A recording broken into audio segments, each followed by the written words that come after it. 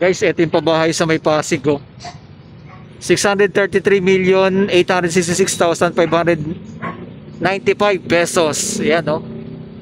Ayun, no? At ito yung master list. Masters of the Effective Families of DPWH Pasig Marikina River Channel Improvement. Ayan, no?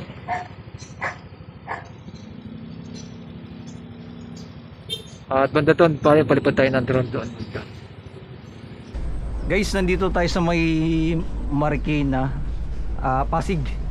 Tapos ito Marikina. Ito yung mga kabahayan ng mga dinimolis. Ayan, no? Pasig Santolan. At makikita ninyo, yun, no? Dahil kasi maglalagay dito mismo ng project, no? Pakita lang natin, ha. Ito yung Pasig Marikina River na ginagawa. Ayun, no? Dahil tatamaan sila,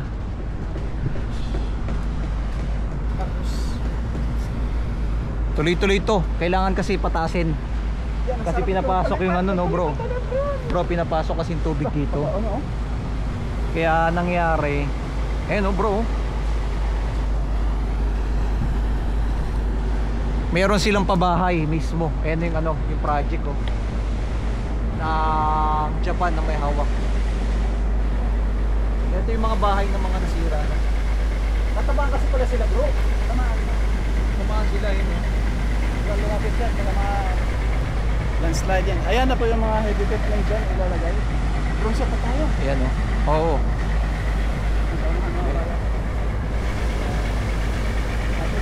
Dami, oh. Ito yung mga bahay, bro. Ito na yung mga ginibang bahay. Ayan, oh. Mga bahay ng mga dinimolis na kasi tatamaan. Project na to, dire-diretso dyan hanggang doon sa may pinakadulo. Bro, may daan na, no? Ayan, lahat yan. Dami pala natatamaan. Guys, ito yung mga bahay dito ng ano, tatamaan kasi sa project po ng ano, ng Japan, no, na may hawak ang River and Pasig flood control. Ang ano to, pinapasok ng bahay dito? Opo. Hanggang saan yung tubig niya? Lagpas tao. Lagpas tao dito? Mga hanggang doon niya yung bintana na yung pinakataas. Yung sa pinakataas na bintana? Opo. Ang grabe, no? Ano yung pag may baha lang? Opo. Pero pag umulan lang, hindi naman.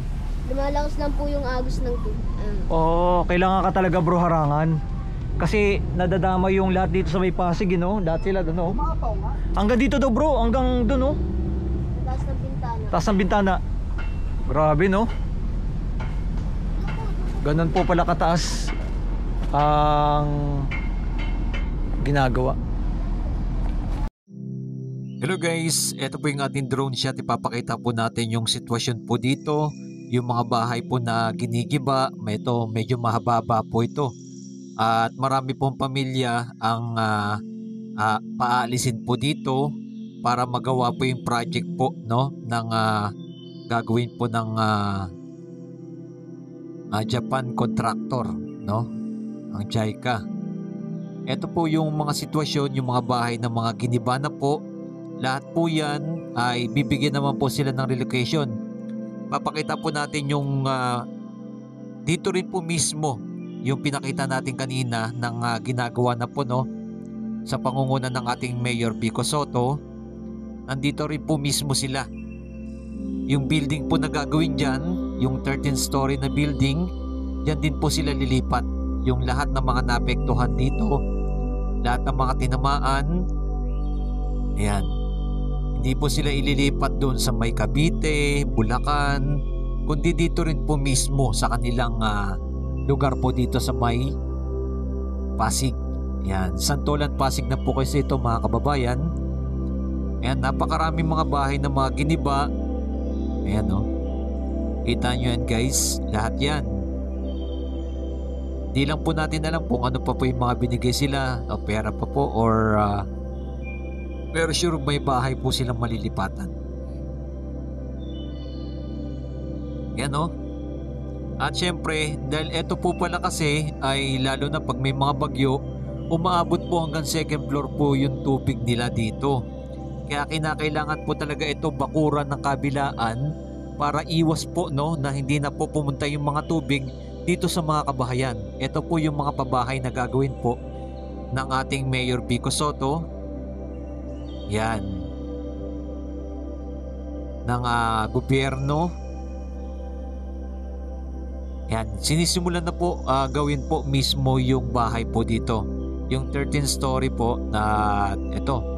Tuloy-tuloy na po ito para dito sa mga pamilyang naapektuhan. Yan, sana magato na lang yung mga pabahay na mawala na yung mga squatter area, yung mga condo type kagaya dyan po sa Manila na pinasimulan na yung ating Mayor Isko Moreno Yan. Meron tayong mga drone shot ng mga housing project doon. Ayan. Para ito masimulan na po dito yung project po etong Marikina tsaka Pasig. Ayan, sinisimulan na po nilang taasan po dito yung mga bakod nito, patibayin, para kung dumating man yung bagyo ay hindi maapektuhan basta-basta yung mga bahay po dito Yan, tinaasan po nila yung bakod mismo. Siyempre, Japan ang may nito, ang may hawak. Kaya sigurado po tayong matibay at napakaganda Una ginagawa nila, naglalagay ng mga zip file ng mga bakal, ng mga matataas. Pagkatapos niyan, naglalagay sila ng mga bakal dyan para dito naman po mismo sa may pinakabakod. Ayan Kita nyo yan, yung may mga heavy equipment po dinaan talaga dito Yan na lang yung pinaka-solution kasi para sa pagbubuhos ng semento. Ayan, medyo mahaba-haba yan, kabilaan na po ito, talagang tuloy-tuloy na po Lunes hanggang Linggo may mga nagtatrabaho dito. Talagang pag mga foreigner talaga ang may mga hawak na mga project ay tuloy-tuloy hanggang Linggo ang trabaho nila. Talagang minamadali, sa madaling salita, itong mga project. Pag ating mga contractor kasi merong binibinbin nakikita nyo naman may mga ghost project. Kaya mas maganda ang may hawak talaga ng mga ganito mga flood control project ang mga foreigner para tuloy-tuloy at talagang solido at matibay yung pagkakagawa. Ayan, kita nyo talagang napakaraming mga nagtatrabaho kabila ang side. Nakita nyo po pag yung mga foreigner ang may hawak ng project, kabilaan talaga napakarami ng mga empleyado ng mga nagtatrabaho, talagang minamadali. Yun nakita natin sa may nakita natin diyan sa may Batangas, 'di ba? Napakalaki ng mga milyon-milyon ng mga project ng mga budget. Pero iilan piraso lang po yung mga gumagawa. Pero dito makikita nyo kabila ang side, talagang minamadali po ito. Ayan Yan. Kita nyo yan. Yan po ang ebidensya talaga pag saludo tayo dito sa project na to ng JICA Japan. Talagang bukod sa pulido na napakarami ng mga nagtatrabaho, talagang minamadali, sa madaling salita. Dahil alam naman po natin yung bagyo talaga. Ayan kita nyo yan guys. Ayan. Dito na sila banda. Padire-diretso na po yan, papunta na po ng Pasig po sa bandang Marikina, marami rin po mga gumagawa doon. Dito rin po ang ginagawa rin napakarami rin ng mga gumagawa. Ito makita nyo po nasa may barko yung mga heavy equipment Itong mga concrete truck. Nakita nyo yan? Ganyan po. Talagang bilib talaga tayo dito sa pag mga foreign na project talagang may hawak.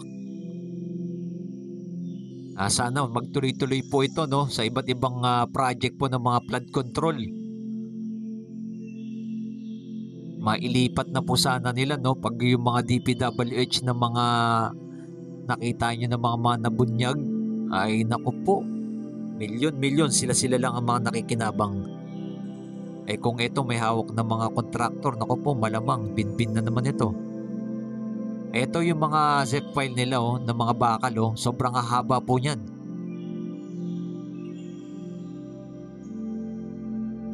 Yan po yung mga ibinabaon nila. Kitang-kita nyo sobrang lalaki Meron tayong video banda dyan sa may papuntang San Jose Rodriguez Rizal. Wini-welding pa yung putol-putol Grabe.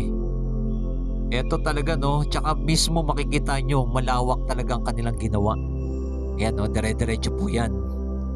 Like and comment and share ko nung masabi nyo sa project neto. Napakaraming makikinabang ng ating mga kababayan, napakaganda at gagawin talaga napakatibay kapag talaga Japan ang may hawak talaga ng project. Yan, salamat sa mga nag-like, nag-share, nag-follow kay Skywalk TV at tuloy-tuloy ang ating pag-update sa iba't ibang lugar upang mabigyan kayo ng mga impormasyon at mga latest na kaganapan na nakikita po niyan. Hanggang dire-diretso po yan hanggang doon na po sa may pinaka bagong tulay na ginawa. Hanggang dyan na po yung pinaka na ginagawa nila at magtutuloy-tuloy po yan hanggang dyan sa may Pasig.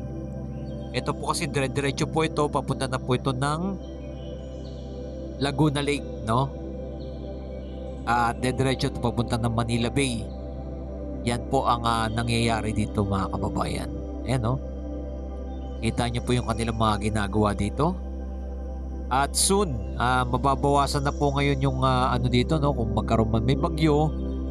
Ito matibay-tibay ang kanilang mga ginawa at syempre mataas. Hindi basta-basta papasok yung tubig dito sa kabilang side. Kasi meron tayong mga napuntahan kagaya dyan sa may Pampanga kaya dyan pumapasok yung mga tubig dyan ay walang bakod. Yung etong river, yan isa sa mga nagiging problema pag may mga bagyo nangyayari, nag-overflow pupunta sa mga kabahayan. Kaya ang pinakasolusyon dyan, taasan ng bakod para nga po itong Great Wall of China nangyari tataasan yung bakod. Yan ang ating aasahan sa mga hinaharap ng ating pinaka-latest update. Like and comment and share mga kababayan dito po sa may Marikina, Pasig. At yung mga tinamaan po, may mga pabahay po yan na hindi sila mag-aalala na meron silang relocation na po kagad dito mismo. Nandito na rin yung hanap buhay nila. Hindi na sila pupunta sa mga iba't pang probinsya. Maraming salamat sa inyo lahat dyan and keep safe palagi and God bless. Mabuhay ang ating bansang Pilipinas. Mawala lang sana yung mga korupsyon at mga kurakot sa ating bansa. Mas lalo pa pong uunlad ang ating Pilipinas. Yan po isa sa mga nagpapahirap yung mga korupsyon na nangyayari. God bless.